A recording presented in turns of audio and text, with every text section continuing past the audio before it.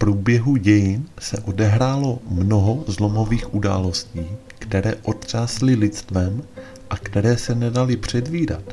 O některých situacích však věděl úzký okruh lidí, kteří mají dar vidět některé okamžiky dřív, než se stanou.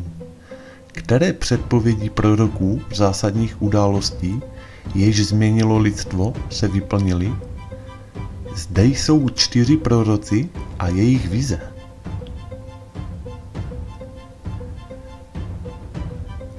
Asi nejznámější byl Nostradamus. Byl to francouzský lékař a astrolog, který se proslavil hlavně tím, že předpovídal budoucnost. Hodně jeho předpovědí se splnilo, například předpověděl druhou světovou válku, útok na americká dvojčata či požár katedrály Notre Dame. Všechna jeho proroctví najdete v knize Les Properties z roku 1555, kde je asi 940 básní, v nichž popisuje budoucí události. Spousta Nostradamových předpovědí byla velmi přesná, některá z nich naopak vůbec ne. Co nás čeká podle jeho proroctví v roce 2020? Čeho se máme bát a na co si budeme muset dávat pozor?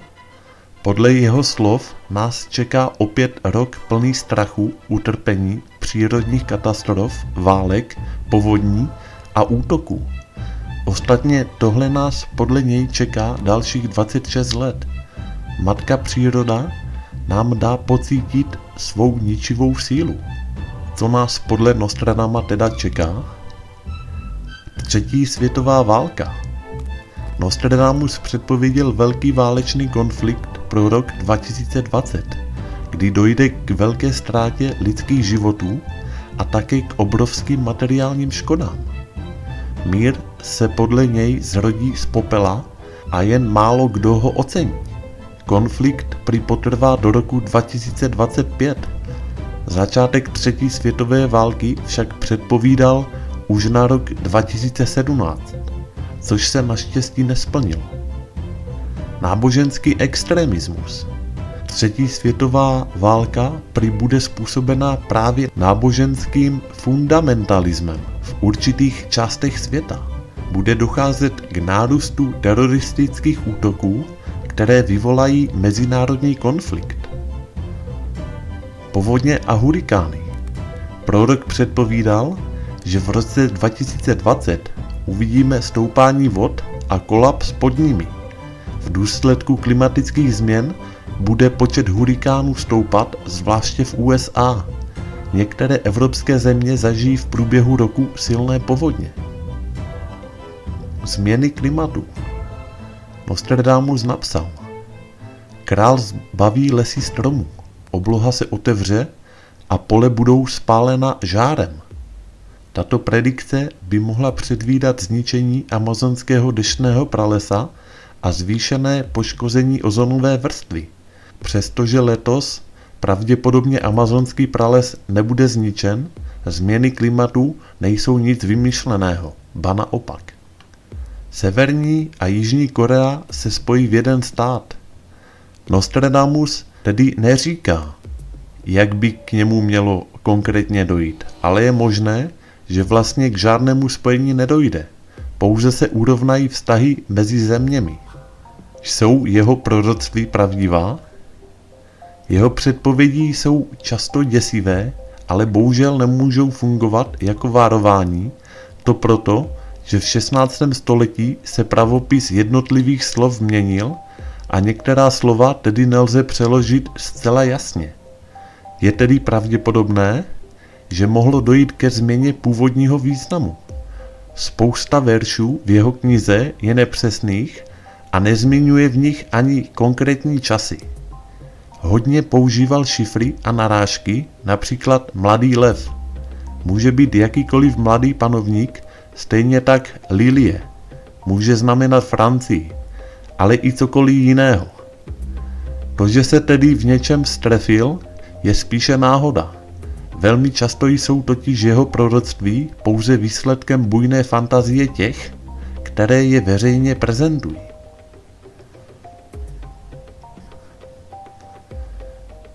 první polovině 20.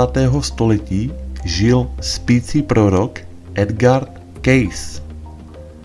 Ten se uměl uvést do vědomého spánku, ve kterém viděl vize.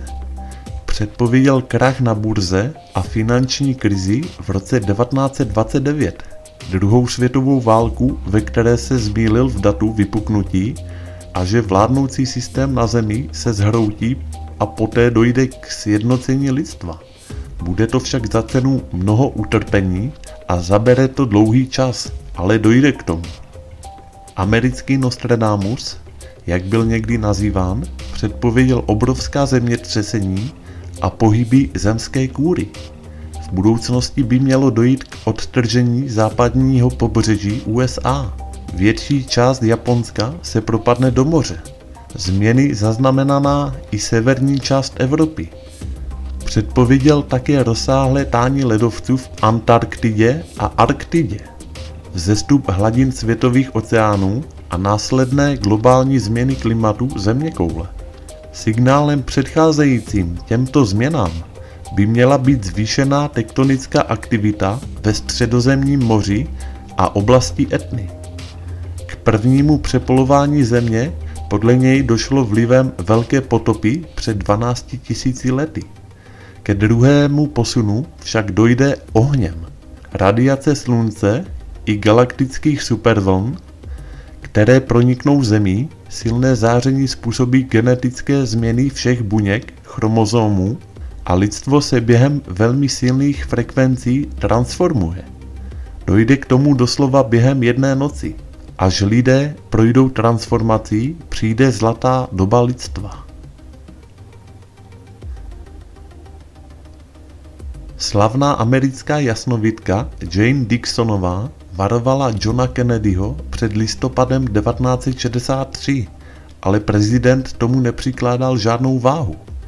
K těm typům varování vždy poznamenal: když tě budou chtít dostat, tak tě dostanou. Svědkové výpovědi, že Jane Dixonová byla 22. listopadu, v den, kdy mělo k atentátu dojít, extrémně nervózní. Když se jí lidé ptali na důvod, odpověděla: prezidentovi se dneska stane něco strašného. Jane údajně předpověděla i smrt Martina Luthera Kinga, Mohadase Gandhiho i Roberta Kennedyho, stejně jako sebevraždu Marilyn Monroe. Další americký prezident Franklin Roosevelt si nechal zavolat paní Jane do Bílého domu, aby mu předpověděla, jak dlouho bude ještě žít. I když mu to zpočátku říct nechtěla, na jeho nátlak mu sdělila pravdu. A to, že bude žít ještě 6 měsíců, se skutečně i stalo. Zemřel 12. dubna 1945. Světem oběhlo i varování paní Dixonové o hrozící katastrofě Apollo 4. O měsíc později, 27. ledna 1967, skutečně posádka zahynula na palubě kosmické lodi. Dixonova dokonce předpověděla příčinu tragédie jako špatné dráty a nástroj na špatném místě, což se skutečně ukázalo jako důvod katastrofy. Slepá věštkyně Baba Vanga, která zemřela před více než 20 lety, stihla předpovědět i události roku 2020. Vyhlídky nemá lidstvo podle bulharské zázračné ženy dvakrát růžové. Evropu podle ní stihne strašlivá zkáza, 2 nejmocnější muže světa prý čeká krutá smrt. Přestože Baba Vanga ztratila zrak, dokázala vidět do budoucnosti. 12 let dopředu prorokovala teroristické útoky z 11. září nebo uprchlickou krizi, která v Evropě vrcholila roku 2015. Předpověděla i vystoupení Británie z Evropské unie, takzvaný Brexit, a v roce 2019 podle ní mělo dojít k velké přírodní katastrofě v Asii, což jí nevyšlo. Taky předpověděla pád meteoritu v Rusku. Starý kontinent podle bulharské věštkyně v roce 2020 čeká naprostá zkáza. Islámští extremisté prý rozpoutají totální válku, při které použijí chemické zbraně a vyvraždí miliony lidí. Zničující konflikt však Evropě předpovídala i na předešlé roky. Drsný osud Vanga prorokuje i americkému prezidentovi Donaldu Trumpovi. Údajně těžce onemocní, bude bojovat s nádorem na mozku. Buď to rovnou zemře, anebo zůstane naživu, avšak bez sluchu. V ohrožení má být i ruský prezident Vladimír Putin, na kterého má spáchat atentát jeden z jeho blízkých spolupracovníků z Kremlu. Baba Vanga se ve svých předpovědích nemýlila v 85%, tvrdí profesor George Lozanov z Bulharského institutu, jenž se zabývá sugestí. Často se jí přezdívá Nostradamus moderní doby. Americká média však v roce 2012 zjistila, že mnohá proroctví, která se jí přisuzují, nikdy nevyslovila. Řada z nich pochází z virálních příspěvků na ruských sociálních sítích. Takže to je vše, přátelé. Vaše názory si rád přečtu v komentářích pod videem. Komu se video líbilo, tak like a u dalšího videa naslyšenou.